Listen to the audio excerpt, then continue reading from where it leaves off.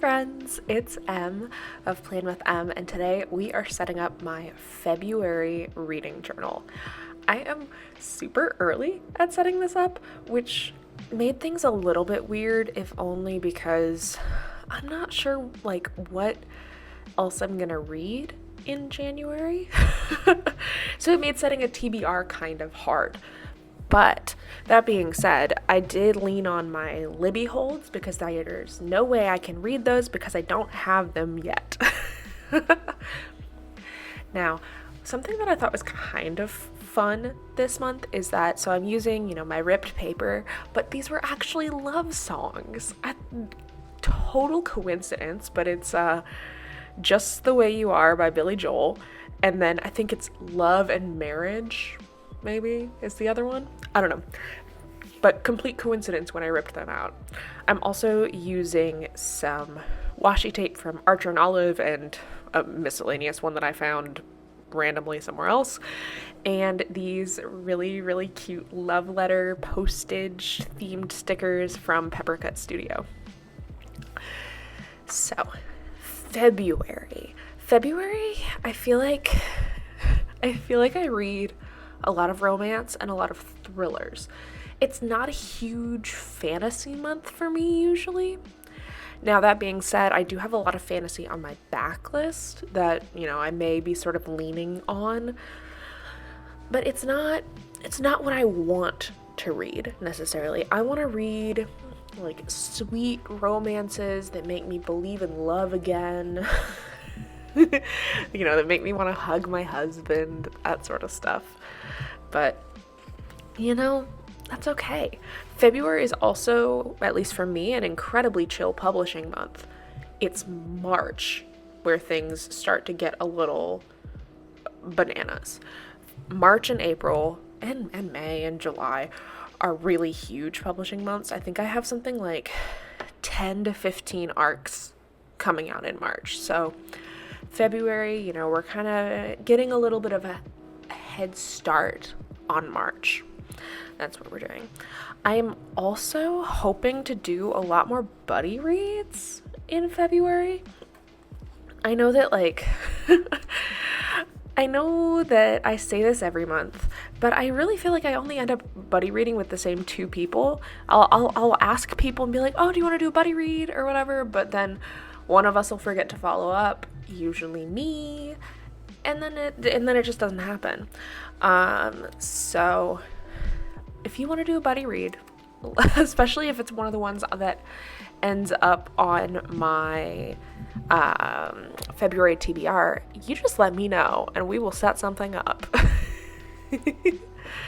I also really I don't know, I feel like I used to do very straight, clean edged cover pages, but this is very junk journal-y, ripped paper collage style, and I like it a lot.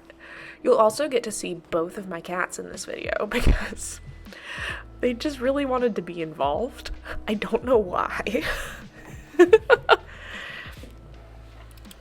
I also thought about doing a spending tracker for February, but I know in my heart of hearts that I'm not gonna want to track it because January I'm doing my no-buy and it's the 20th and I have not bought a book. I have, however, spoken with my independent booksellers in my state and told them that I will be by on February 1st to buy some books. So, we'll see how that goes. I'm also doing some cool stuff with the washi here. Just in I'm layering it in different ways and kind of making it so it fits seamlessly in with some of the ripped paper that I've done. Again, sort of that collage-y style. And I like it. I really sort of just dramatically switched from the first 2 to 3 pages into this more collage-y style. And I'm tempted to go back to the original first pages and change those as well because it looks a little bit better. I don't know. I really like it. Now, I'm excited for my TBR.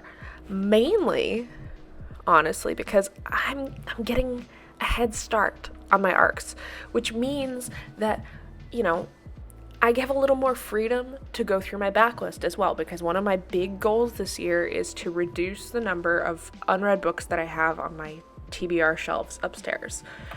And we're gonna see how that goes in January. I'm not 100% optimistic, but yeah, we'll see how that goes. The good news is that a number of these are on my TBR shelves upstairs. So if I continue in this manner, right?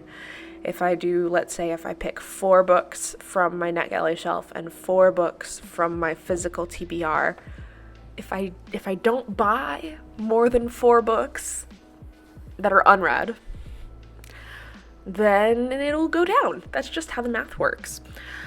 So I feel like a number of these are going to be buddy reads. So there's The Reformatory, which was Aardvark's Book of the Year. I don't know anything about it, but I do know that Chain Gang All-Stars was their Book of the Year last year, and it was one of my absolute favorite books last year. So I'm trusting them. There's also You Are Fatally Invited, which I think is going to be like Agatha Christie Island-style murder stuff.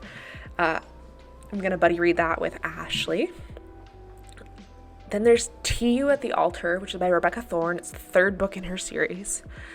And I was supposed to buddy read this with somebody, but then they went and started it without me and finished it without me, so that didn't really work out. But give me all the sapphic fantasy romances. I'm here for it. We also have The Library Game by Gigi Pandian. This is in her Secret Staircase, I think that's the name of it, series. I'm excited. I think this is going to check off one of the locked door mystery prompts for Bookopoly.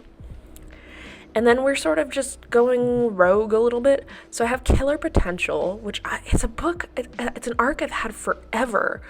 I don't remember what it's about. I think it's a mystery thriller. Really couldn't tell you, but it's an arc and I need to do it.